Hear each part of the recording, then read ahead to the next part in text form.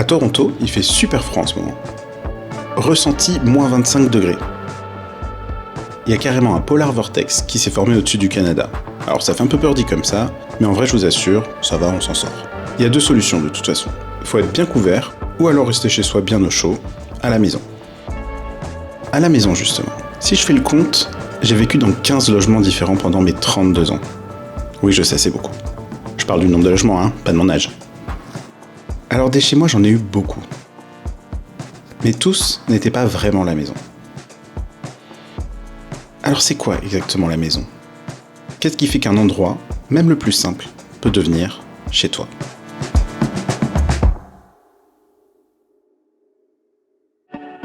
Bon, reprenons.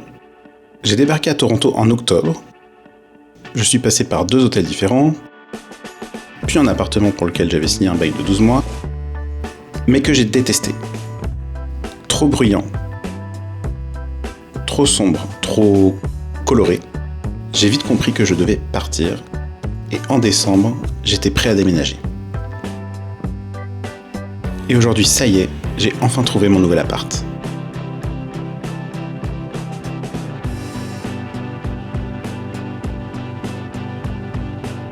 Je suis hyper content, honnêtement, trop content, je revis par rapport à l'ancien appartement.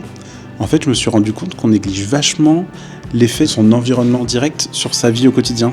En fait, le bruit et le fait d'être seul à l'autre bout du monde et de devoir découvrir un pays, etc., ouais, en fait, c'est quelque chose à surmonter. Moi, je pensais que depuis, j'avais vu des souris, des plafonds qui tombent et tout était ok, je pouvais tout vivre en appartement. Bah non, ça m'a clairement impacté. Enfin, j'étais fatigué, j'étais tendu, j'avais une baisse de motivation et ça m'avait vraiment rendu tout mou. Enfin, j'aime pas du tout. Et là, depuis que je suis ici, je suis plein d'énergie. Non, mais en plus, cet appart, ça a été un coup de cœur immédiat.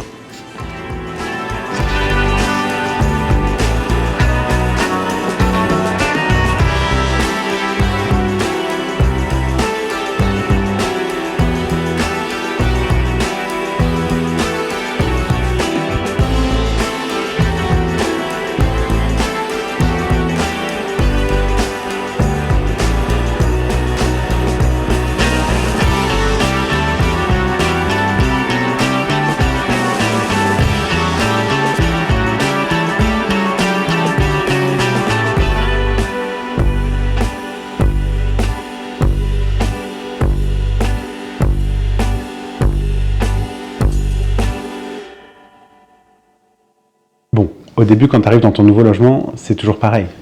C'est vide et froid. Bon, ok, peut-être pas aussi froid que dehors, mais ça te ressemble pas, quoi.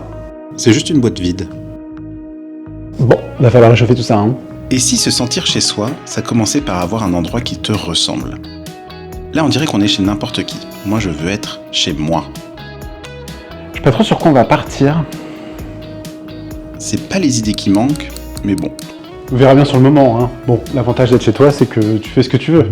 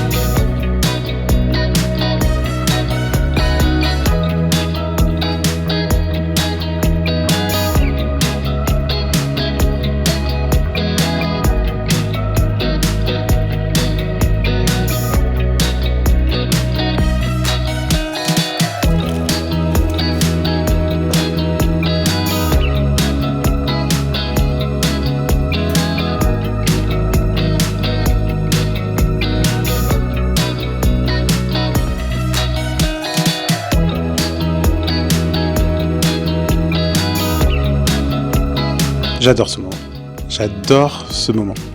Pas celui où tu te rends compte que t'as laissé bien trop d'argent chez Ikea, mais celui où t'as tout installé. J'adore. Je le sais que ce plaid et ce coussin vont faire que je vais me sentir mieux, je le sens. Non mais, blague à part, je rigole, ce que je veux dire c'est que c'est important de ramener une touche personnelle, que ce soit des couleurs, des textures, des odeurs. C'est ce qui fait que tu te sens vraiment chez toi, c'est toi qui l'as choisi, c'est toi qui apportes cette patte et tu t'es approprié l'endroit. Donc c'est vraiment ce moment où tu te dis, ben ça y est, c'est là, c'est chez moi.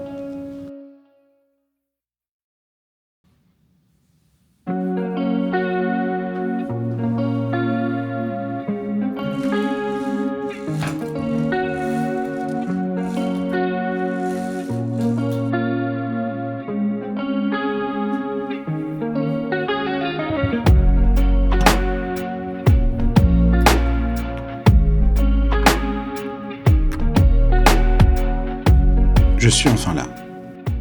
Après toutes ces années à chercher un endroit où me poser, je réalise que se sentir chez soi, ça commence vraiment par un lieu qui te ressemble. Un endroit où tu te sens bien. C'est vraiment un ensemble de petites choses. Ce petit coussin moelleux bien choisi, un livre posé en vrac, une plante qui pousse un peu trop lentement. Là, ça y est, je me sens chez moi. Je peux cuisiner comme chez moi. Ouais, je sais, c'est la 3e vidéo où je fais un plan dans le frigo. Vous en avez marre? Pas moi. Je peux travailler de chez moi, même si c'est pas super fun. Je peux chanter sous la douche si je veux. Et je peux m'affaler comme chez moi. Je peux danser partout si je veux, c'est chez moi. Et je vais peut-être m'arrêter là avant de trop en montrer.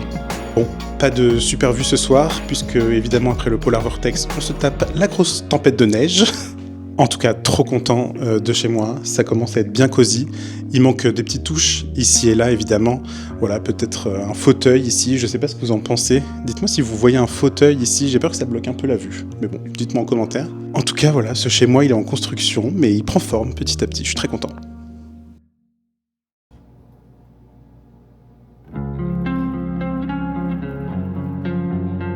Est-ce que c'est ces petites choses matérielles qui comptent vraiment ? Est-ce qu'un joli coussin ou un canapé confortable peuvent rendre un lieu chez soi ? Après avoir déménagé plus d'une dizaine de fois, je me rends compte qu'il n'y a pas de définition unique du chez soi. C'est pas la taille de l'appart, ni la qualité des meubles qui importe. Ce qui change tout, c'est ce petit déclic, ce détail qui fait que tu réalises, c'est ici que je me sens bien. Peu importe où tu es, l'essentiel, c'est de créer ce sentiment d'appartenance. Ce confort qui te dit, ici, je peux être moi. C'est aussi de savoir que peu importe où tu te trouves, tu peux te poser, créer des souvenirs, et que malgré la distance, tes proches sont là.